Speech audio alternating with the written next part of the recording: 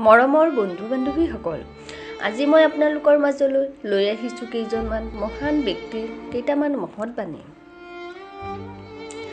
কুসংস্কাৰ হ'ল পৃথিৱীৰ আটাইতকৈ ডাঙৰ বোজা। সৰ্বপল্লী ৰাধাকৃষ্ণন। নিজ মাতৃক অৱহেলা কৰি দেশ মাতৃক সেৱা কৰাৰ চেষ্টা মাথোন ভণ্ডামি। তৰুণৰাম ফুকন। মানুহৰ মাজত দেৱতা আছে, সেই দেৱতাক কামেৰে আৰু বিশ্বাসেৰে পাব পাৰিম। ছক্ৰেটিছ। যি জাতিৰ সাহিত্য নাই, সেই জাতি জীয়াই থাকিও মৰাৰ দৰে। তুলসী দাস।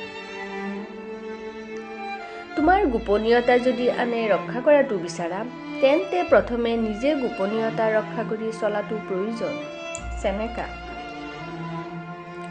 প্ৰত্যেক ধৰ্মই আমাক কয়, কৰ্ম, বিশ্বাস, অৰ্চনা এই তিনিটা মানুহৰ প্ৰধান লাগতিয়াল বস্তু।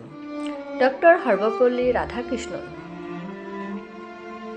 নাৰীক দিয়া মৰ্যাদাই এটা জাতিৰ ছবি প্ৰতিফলন কৰে। জৱাহৰলাল নেহৰু। এজন সৎ মানুহেই হ'ল ঈশ্বৰৰ আটাইতকৈ মহৎ সৃষ্টি। Alexander pope. কাইলৈৰ কথা নেভাবিবা, দৃষ্টি নিবন্ধ কৰা কেৱল আজিৰ দিনটোৰ ওপৰত। আজিৰ দিনটোৰ পৰম বিস্ময়ী তোমাৰ কাৰণে যথেষ্ট। খলিল জিব্ৰান। ভগৱানে সেইসকলক ঘৃণা কৰে যিসকলে নিজৰ প্ৰশংসা কৰে। ৰবীন্দ্ৰনাথ ঠাকুৰ। প্ৰথমে নিজৰ ওপৰত শ্ৰদ্ধা বিশ্বাস ৰাখিব লাগিব, তেতিয়াহে আনৰ প্ৰতি শ্ৰদ্ধা ৰাখিব পাৰিবা। স্বামী বিবেকানন্দ।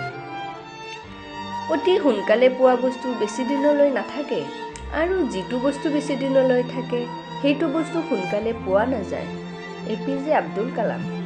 জাবৰ সাৰিলে যিদৰে ঠাইডোখৰ পৰিষ্কাৰ হয়, তেনেকৈ ভুল স্বীকাৰ কৰিলে অন্তৰ শুদ্ধ হয়। মহাত্মা গান্ধী।